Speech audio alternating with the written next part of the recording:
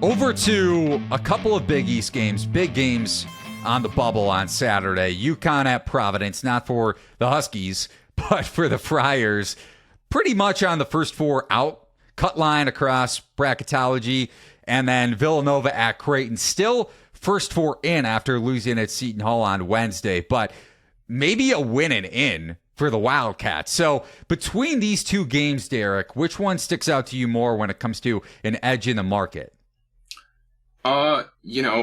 This is the biggest game of the weekend for me with Providence. They need this one to get in. It looks like Joe Lunardi has them as his first four out. I think Haslam does as well. So they absolutely need this one to get in.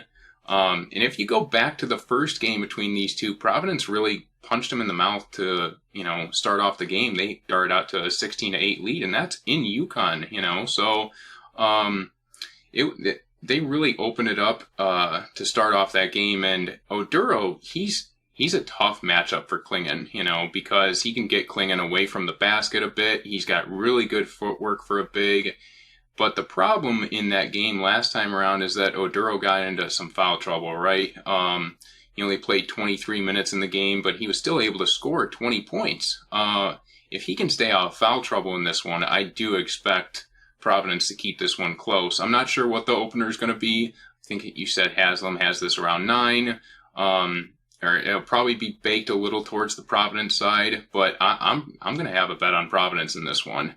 Providence is one of the best teams in the country in those pick and roll actions that they run, right? They rank 33rd in shot qualities, points per possession on pick and roll. So they can really exploit Klingon in that aspect if they get him in that drop coverage and put him in those ball screens.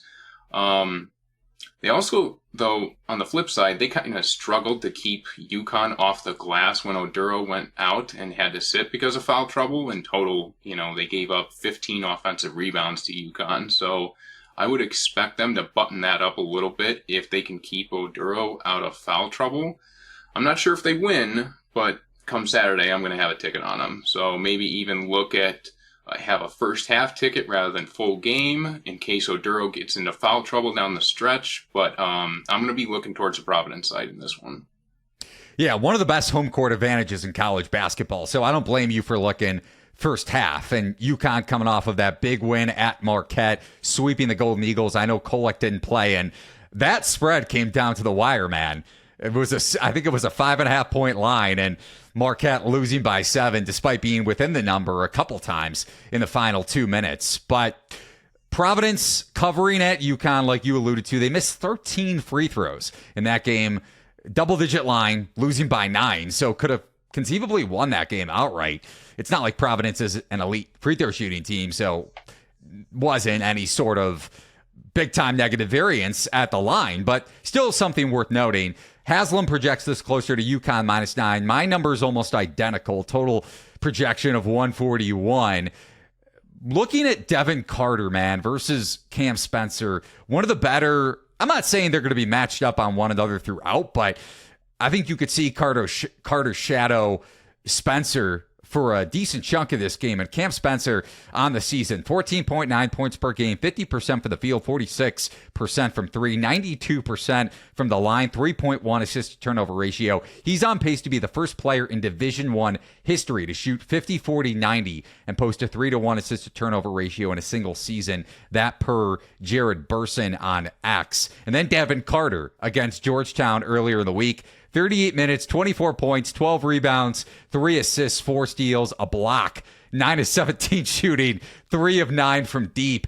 You hate to say that an injury can really help a player blossom because, and you wouldn't expect that to be the case with such a meaningful player like Bryce Hopkins has been for Providence over the last couple of years, but his season-ending injury early in conference play has really set up Carter to dominate and become a high-profile NBA draft pick, potentially.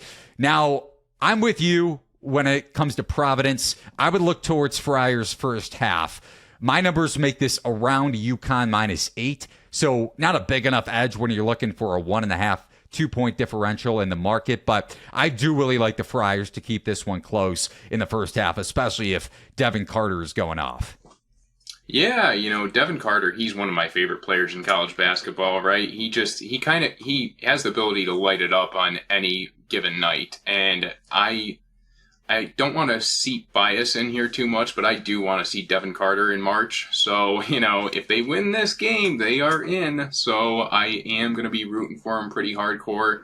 But the only spot that I'm going to play is probably that first half spot. So yeah, I'll probably have a first half ticket come Saturday, though.